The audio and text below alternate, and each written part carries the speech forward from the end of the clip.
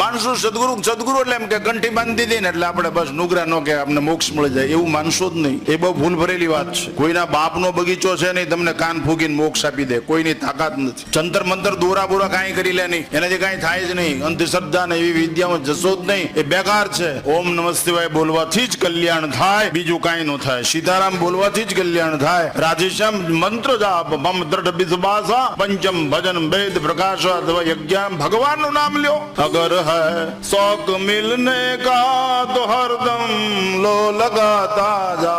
ભગવાન ને મળવાનો શોખ છે તો ભગવાન ને રાઈટ એને ઘૂંટે રાખ, એને પીજે રાખ. આંખથી પી, કાનથી પી, મોઢાથી પી, પી જીભ હર પી લે. ભગવાન ને પીવો, ગુરુગમ થી પીવો, બધો ભ્રમ દૂરો થઈ જાય. આપણે તો બસ કંઠી બંધાવેલી. અરે કંઠી બંધાવવાનો અર્થ એવો થાય, કંઠી બાંધ્યા પછી ડોકની ઉપરનો ભાગ છે એ બધો જ્ઞાનેન્દ્રિયોનો પ્રદેશ છે. શબ્દ, સ્પર્શ, રૂપ, રસ અને ગંધ, આ પાંચે જ્ઞાનેન્દ્રિયો ઉપરના ભાગમાં છે. કંઠી જેને બાંધી